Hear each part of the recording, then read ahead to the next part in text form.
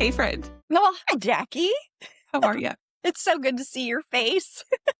It's good to see your face. And this is another one of those occasions where if you are watching us, Christy, no one could miss the fact that you are in the most lovely pink spring, all things warm weather clothing, and I am in a wool sweater. Yes. And it is okay. No matter the weather, we will podcast together. I love that. Hey, you know what else is crazy today? I think I have reheated. Okay, look, I did it on purpose, not really. I have my Easter bunny mug that coordinates with your Easter top. Okay. That is, well, we're just meant to do this on today, God We ordained day. we are. And you know what? I've reheated the coffee in this mug several times, which is a little embarrassing as a coffee lover, but I keep getting distracted. And you know why I'm distracted, but I don't know that Oh, the people in the world know that I've been distracted writing book number 3. I feel like we should have some background stage audience, like You know, clapping and applauding. And how's that I going, Jackie? I'm gonna be honest, I am terrified, but in the best way. Okay. Okay.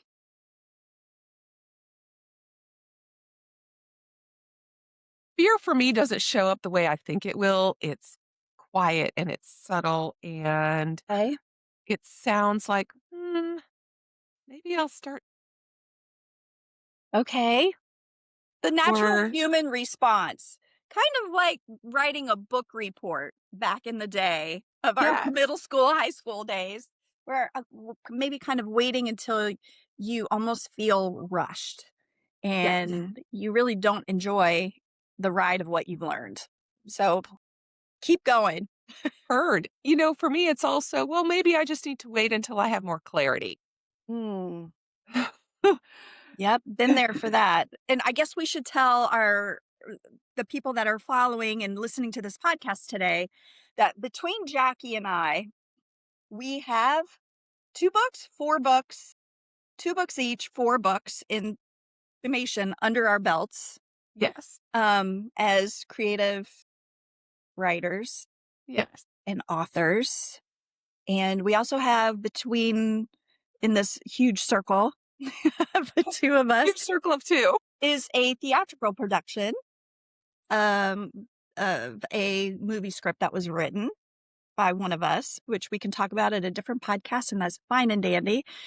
Um, so, what we're talking about today is something that we are speaking from our hearts when it Yes. comes to a divine assignment that is worth finishing and all the details that go in the middle of that. Yes, and Christy, I feel like you might have seen this a little bit as well, just on a different stage because you yourself might be working on book 3. Am I? Am I? But I think you're a little bit ahead of me, and, I I want don't you to know. We say we're riding in canoes next to each other. it is And we're true that on this like huge lake. It could be an ocean, but we're still paddling together. So I think in our writing process, we might be doing the same thing for book number 3. yes, and there is my pregnant pause Okay. because I'm literally just starting to write, Okay. and your canoe isn't saying, "Whoa, don't even get going." Your canoe is like, "Whoa, stop and edit." Yes. Yeah. Like I think that we almost might be at the dock, but It we're is not. fear, and that's what I'm calling it, so you change that if that's not the right word for you, but is the fear in the editing process for you one that says, "Ooh, I really gotta be in control here"? Boy. Um, yes. And honestly, when God calls you, because our books are faith-based, and they come from a personal, deep root of who we are, what we've experienced up to the point where God brings us to the point and says, "Hey, you know what? You're a lover of words. You should write a book." And then Yes. so having the passion and the devotion behind that and then implementing it, it's like, I worked with another writer the first time I ever wrote a book called Crossing That Bridge, and that was in 2000. Oh my gosh, I'm gonna date myself if I say it, so, like, 2017, I think. And he said, "When you write, let it just be like living waters flowing from your pen." And it was so empowering, and I've never forgotten that until you get to the editing process, where the pen starts slowly running out of ink, and so does the energy behind it. And it's human. It's a human thing. It's not even writer's block. Everybody talks about we're past the writer's block in the editing process. But yes, it is a terrible, like you said, terrifying of making it perfect. Do you feel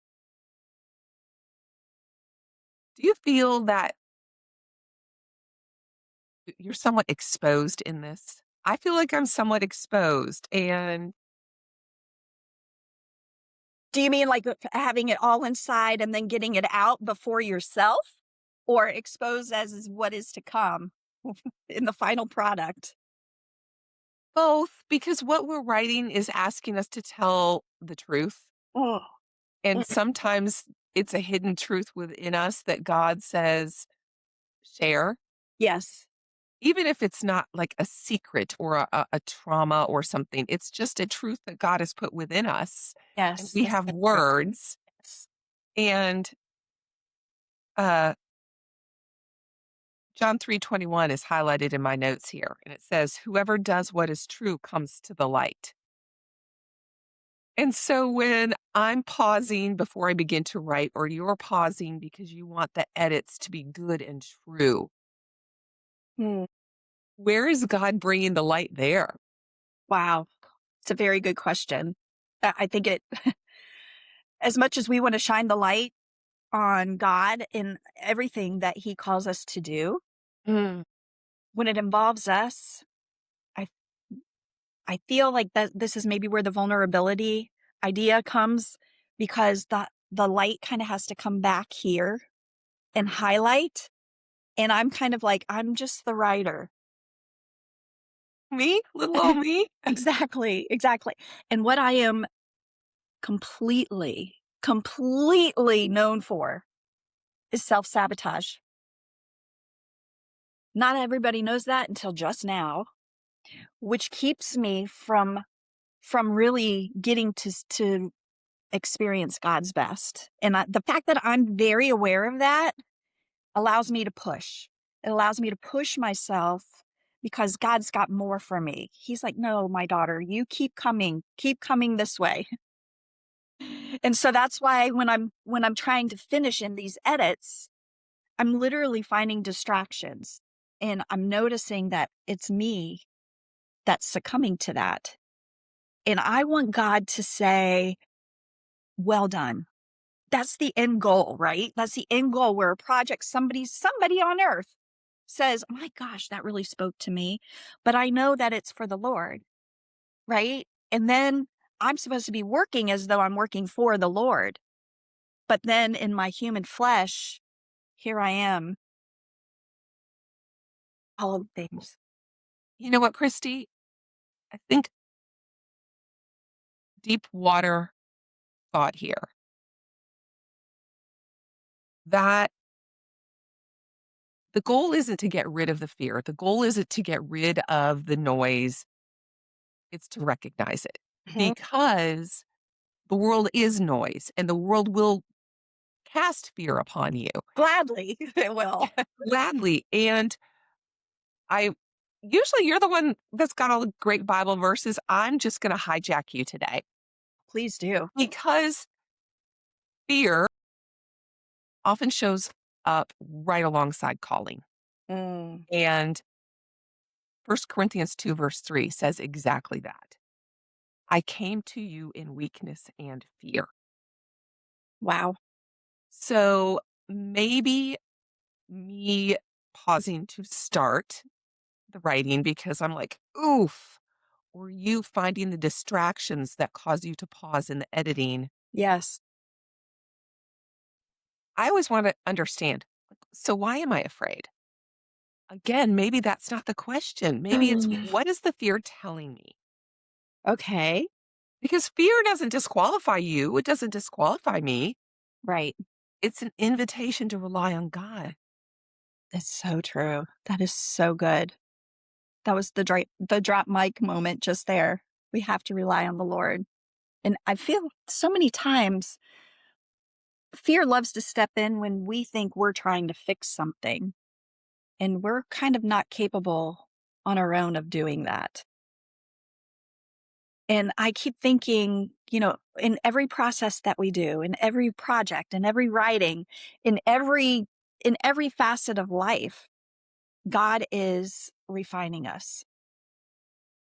And when that happens, we conquer fear. And we have to be willing to walk through that refinement process of God, what are you doing in me? This thing that I don't want to do, this thing that I'm fearful of doing.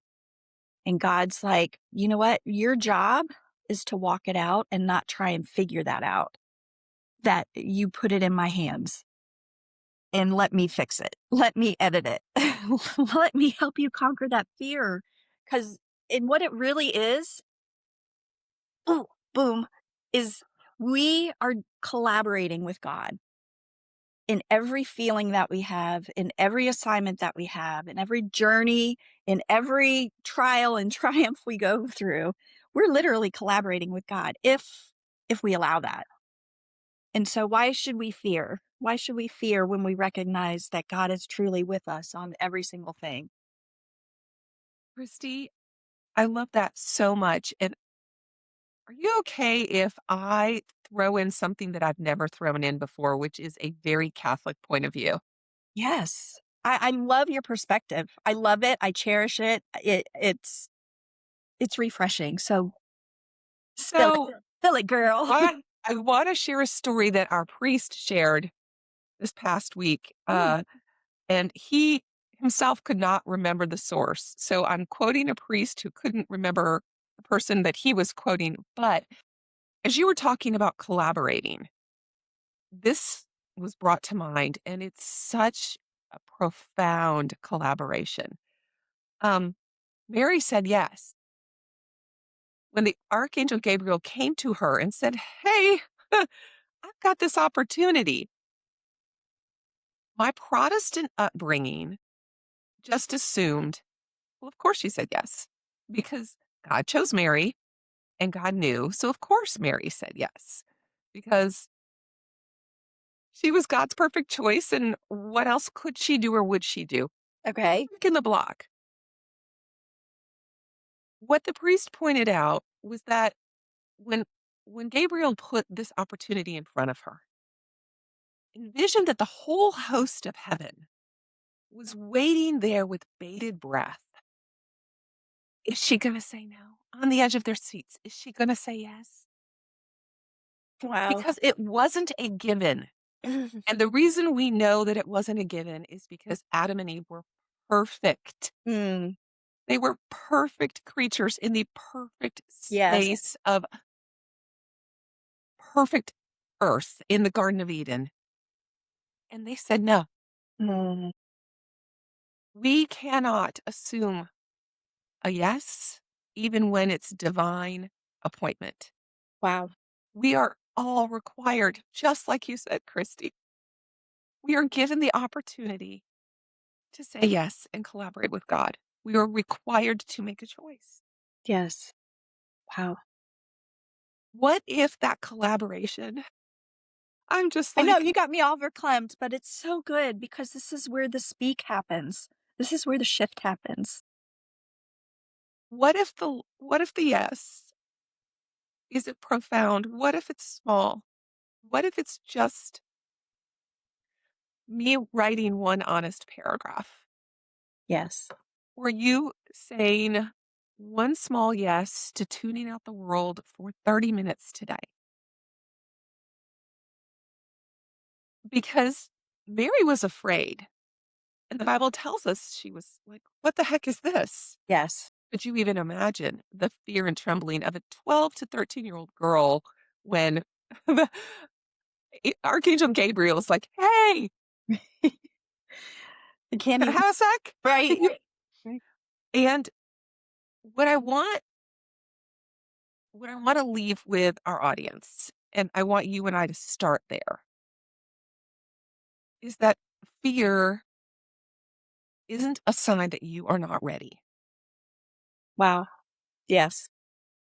It's the sign that this matters, Yes. that what you're doing is a calling from God, and it matters. Very good. I love what you said. It requires an answer, no matter how we're feeling, no matter what is on the topic or the top level of our worries, our minds, things that we know we have to walk through today. Yeah. Um, the accountability calls inside of us, maybe to be the best mom we could possibly be today, the most loving, generous wife and friend that we have a choice to decide if that's who we want to be Mm. today, and it requires an answer. It That like, I have chills when you said that, and it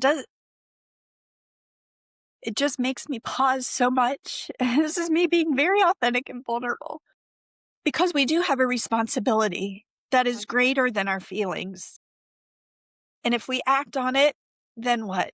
And if we don't, then what? God calls us to a higher standard. It's it's a big wow for me. I think I'm gonna end up writing my book by the end of the week.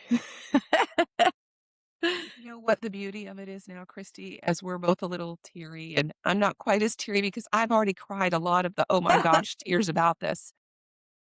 The beauty of it is before and in the middle and after. Wow. God is with you and with me and with you Yes. in it. Yes. Hey, friend, Yes. it's with you. I'm so grateful we get to do life together. Yeah, me too. Okay, off to editing and writing. Okay. Bye for now. Bye-bye.